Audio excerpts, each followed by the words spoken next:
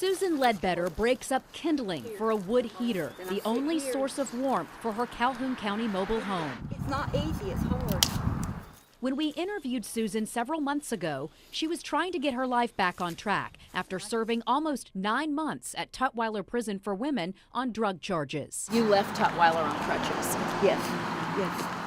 And I was lucky to get them, I was told. What interested us in Susan's story was not her crimes, but an injury she says she suffered while incarcerated.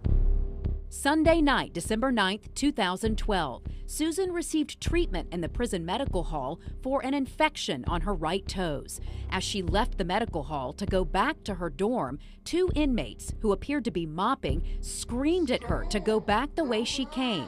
But it was too late. Susan slipped and fell on the wet floor and felt shooting pain in her right leg. The first person to respond, Susan says, was a prison nurse. She said, "Well, ma'am, you're going to have to get up by yourself. We can't help you. We can't touch you." I said, "Well, ma'am, my leg's hurting and I can't get up." And then she said, "Well, I might can pull your shoulder. I might can do that," because I was laying there swimming in wax stripper. And actually, they were stripping the wax floors with wax stripper, going to re-wax them with no signage up. Nobody in the medical hall had any knowledge of what was going on out there or nothing. Susan says the nurse helped her back to the medical hall where she received an ice pack for her injury. At this point, Susan says her knee was swelling and the pain was getting worse. I think on a Sunday night at 8:30 at night, they could see I was already hurt. I don't know why an ambulance wasn't called to start with, but they said that in the prison system, they had to make sure I was hurt, that I wasn't faking. Susan says she was told she needed an x-ray, and according to Alabama Department of Correction records, an x-ray was ordered for the following morning. The x-ray technician was informed that Susan was in the infirmary, but for some unexplained reason, the x-ray was not done. That meant more time under the ice pack for Susan. My knee was swelled up, it was turning black. I was in pain.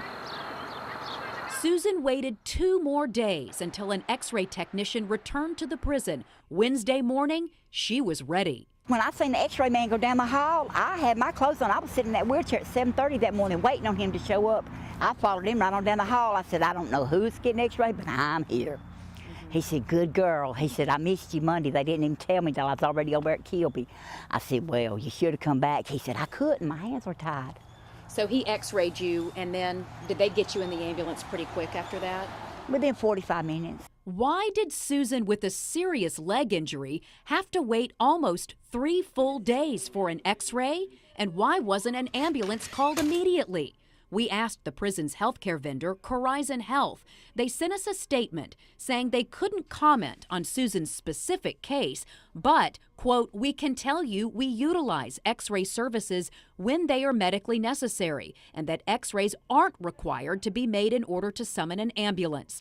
If specific specialized care is required for a patient that cannot be provided on site at the facility, Horizon Health works with a network of various community providers and hospitals, and we cooperatively develop an appropriate care plan."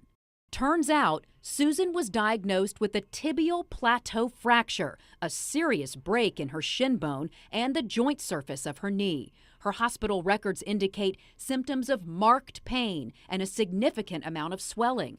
Records also say the fracture must be fixed surgically, otherwise the injury could cause severe arthritis and marked disability. It was excruciating. It was excruciating. I was crying. I mean, when I got to the hospital, the lady instantly gave me a big dose of Dilaudid, which is one of the most powerful pain medicines. But that nurse she said, "I can tell you're in pain." I mean, I was in so much pain, I was shaking at that time by the time they got me to the hospital. Susan says the doctor wanted to operate on her right away, but instead prison officials brought her back to Tutwiler. Susan's surgery finally happened Friday, December 21st, 9 days after she was seen in the emergency room, 12 days after she fell and split her bone. We reached out to the Alabama Department of Corrections for comment about Susan's case. A spokesperson emailed us a written statement that says, quote, "Access to emergency health care is obtained by notifying an ADOC security staff member. Any emergency or injury is to be reported to staff immediately. All emergencies or injuries are screened for priority of treatment. and will then be examined accordingly. Appropriate medical care is provided by institutional health services staff. In the case of this patient, we can see there's a fracture right here in this what's called the lateral plateau. We showed Susan's x-rays to Birmingham orthopedic surgeon Dr. Jeffrey Connor.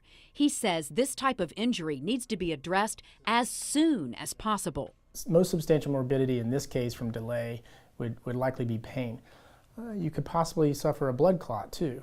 Having immobility without medical treatment for this over a prolonged period of time, 24, 48, 72 hours, can result in a blood clot. Now that's a life-threatening problem. Where's the scar from the surgery? Right here, and right here. How many screws did they They put 2 on each side as far as I know. Susan thinks her long wait for diagnosis and treatment was unnecessary.